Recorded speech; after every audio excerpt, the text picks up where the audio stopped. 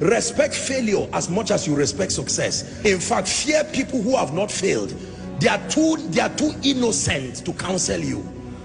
There is a requisite level of failure you must carry as a badge to balance your understanding in counseling people. Believe me, anybody who comes to you with 100 over 100 is still a child in the school of success. There is a requisite scar that gives you a balanced perspective. Have you failed enough to be able to talk to me? Don't tell me all the stories. I just prayed and the person was healed. I just spoke and they gave me an auditorium. You are not the person to counsel me. I respect you. Carry your results until you learn the other side of life. My goodness, there are people that have failed enough and they can talk to you. When they talk to you, they utter from their pain. Their pain has been turned to wisdom. Every sentence is a life lesson. A woman who tells you, I have been barren for 10 years. Now God gave me 3 sets of twins.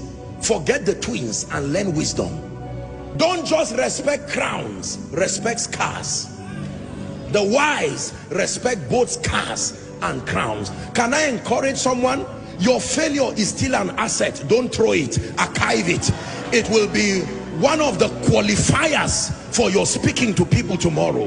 Apostle, I have cried, I have failed in life.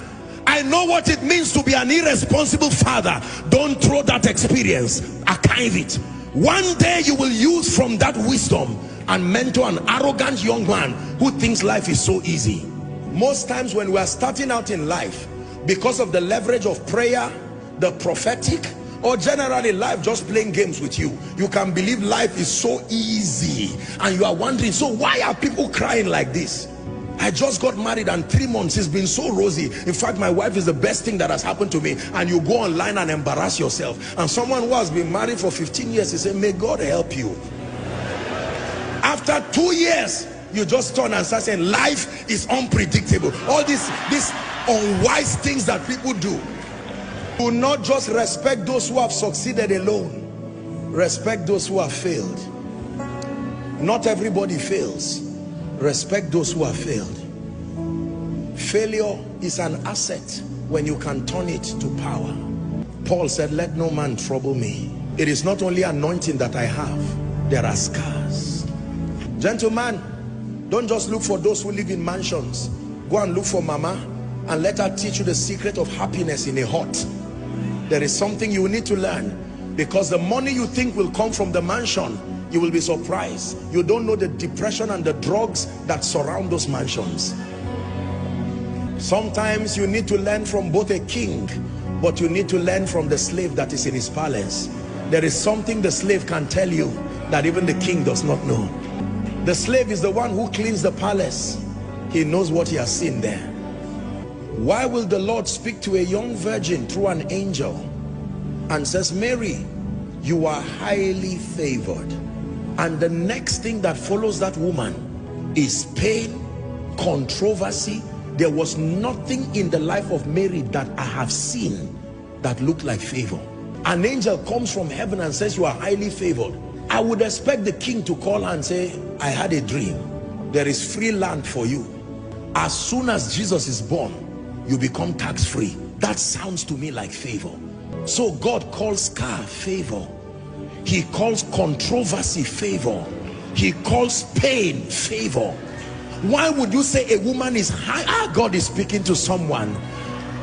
Don't listen, you may cry, but don't be embarrassed about your failures again. There is something about the speaking of God, that until you are at your lowest moment, there is something about the voice of God you cannot hear. There is a pain requirement to hear certain things about God. Tonight's message is very deep. For some of you, you really will not understand it this night. You are too innocent. You have been shielded by the sacrifices of others. You may not really understand this.